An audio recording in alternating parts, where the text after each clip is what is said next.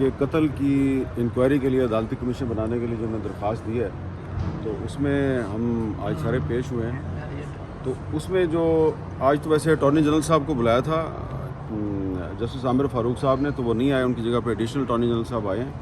تو انہوں نے کچھ ایسی بات کی کہ آرڈر جو ہے وہ کوئی نہیں لگا ہوا, جو کہ بیرسٹر شعیب رزاق صاحب نے جو پچھلی ہیئرنگ ہے اس پہ لگایا ہوا تھا, اور ہم نے دکھا بھی دیا ان کو. شعیب رزاق صاحب نے آرڈر دکھایا بھی ہے کہ جی ہم نے لگایا ہوا ہے, لیکن وہ ایڈیشنل اٹارنی جنرل صاحب کے پاس نہیں تھا.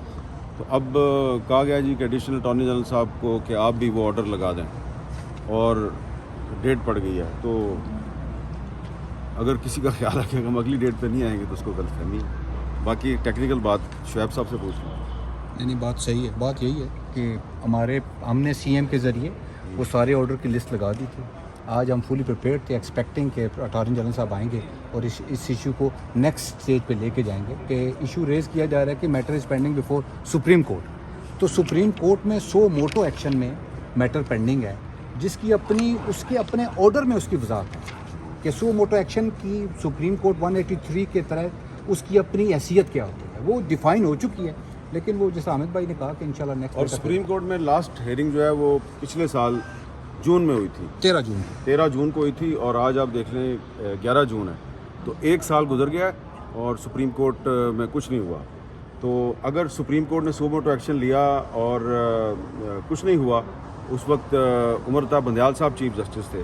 اور ایک اس میں ٹیکنیکل بات یہ بھی ہے کہ ارشد شریف صاحب کی جو والدہ ہیں, انہوں نے کچھ لوگ نامینیٹ کیے تھے, وہ ان کے خلاف چاہ رہی تھی کہ انکوائری ہو, اور اس وقت جو چیف جسٹس صاحب تھے انہوں نے اس کو پرمٹ نہیں کیا تھا. ایسے ہی ہے جی, ایسے انہوں نے اجازت نہیں دی تھی, بلکہ انہوں نے کہا یہ جو آپ کی درخواست ہے یہ مینٹینیبل نہیں ہے. اب اس میں ہم نے جو کورٹ میں ریٹن رسپانس جاری کیا ہے, اس میں ایک پوائنٹ یہ بھی شامل کیا ہے کہ جو 2014 میں میرے پہ جو حملہ ہوا تھا, اس حملے میں بھی ہم نے کچھ الزامات لگائے تھے کچھ لوگوں پہ. تو اس کی انکوائری کے لیے سپریم کورٹ آف پاکستان کے چیف جسٹس کی سربراہی میں 3 ممبر کمیشن بنا تھا. تو اگر وہ 2014 میں کمیشن بن سکتا ہے تو 2024 میں کیوں نہیں بن سکتا؟ سر کمیشن کا کیا ہوگا؟ اس کمیشن کی رپورٹ ابھی تک ہمیں نہیں ملی. سر آپ سمجھتے ہیں صحافیوں پہ مزید مشکل وقت آنے والا ہے, کیونکہ فائر وال بھی لگائی جا رہی ہے انٹرنیٹ پہ, اس کا کوئی فائدہ ہوگا؟ یہ کوئی اب آپ کو اس میں کوئی شک کی گنجائش ہے؟ یہ تو ابھی جب مسلم لیگ نون کی حکومت نہیں آئی تھی تو اس وقت سے میں نے کہنا شروع کیا تھا کہ یہ جب آئیں گے تو یہ نہ صرف عدلیہ سے لڑیں گے بلکہ میڈیا سے بھی لڑیں گے. تو اب انہوں نے لڑائی تو شروع نہیں کی, انہوں نے تو اعلان جنگ کر دیا ہے, جو پنجاب میں جو حد کی عزت کا قانون جاری. اور جو یہ عمران ریاض صاحب جو ہیں انہوں نے حج پہ جانا ہے, تو ان کو حج پہ نہیں جانے دے رہے.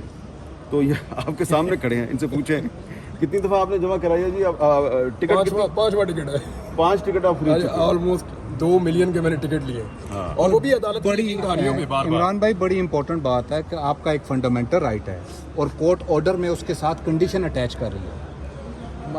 Very humble student. اس کا نا ون لائنر یہ ہے کہ میں جن دیواروں میں ٹکرے مار کے چیف جسٹس اسلام آباد ہائی کورٹ کے پاس آیا تھا کہ جی میں نے 1.5 مہینہ وہاں پوری محنت کی ہے, کوشش کی ہے کہ یہ نظام یہ حکومت میرا نام نکالے اور میں حج پہ جاؤں.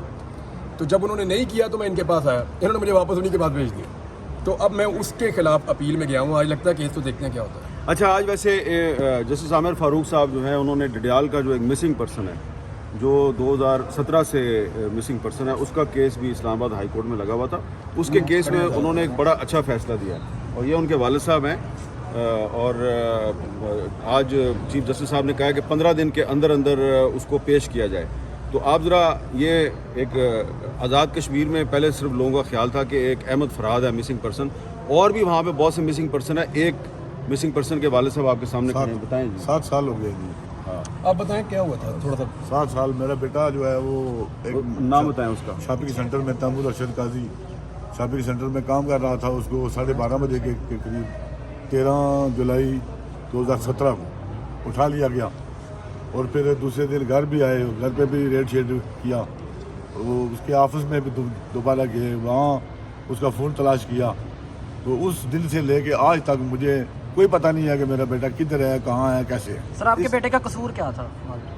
قصور تو یہی بتائیں گے. اس میں جو سب سے اہم بات ہے وہ یہ ہے کہ جو commission for the missing persons ہے, اس نے उसकी तैमूर की रिकवरी के लिए 2021 में 28 अप्रैल 28 अप्रैल 2021 में लेटर लिख दिया कि ये बंदा सीटीडी ने उठाया हुआ है और इसको हमारे पास 2 हफ्ते के अंदर पेश करें। पेश करें। जब ये लेटर चीफ साहब के सामने पढ़ा गया तो फिर उन्होंने ऑर्डर दिया कि विद इन 2 वीक्स इस बंदे को पेश किया जाए। हालांकि उसमें लेटर इशू करने में जीआईटी भी शामिल है, आज़ाद कश्मीर की पुलिस की तमाम तरह वसाइल उन्होंने शामिल किए उसको। तो ये 2017 में जब उसको उठाया गया आज़ाद कश्मीर से तो मुस्लिम लीग नून की हुकूमत थी। 2021 में जब उसका commission for the missing persons ने प्रोडक्शन ऑर्डर जारी किया तो पीटीआई की हुकूमत थी।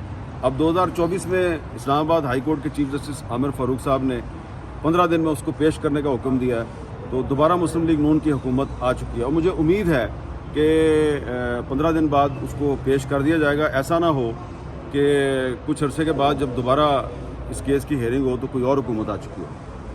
Thank you. माइक दीजिएगा सर।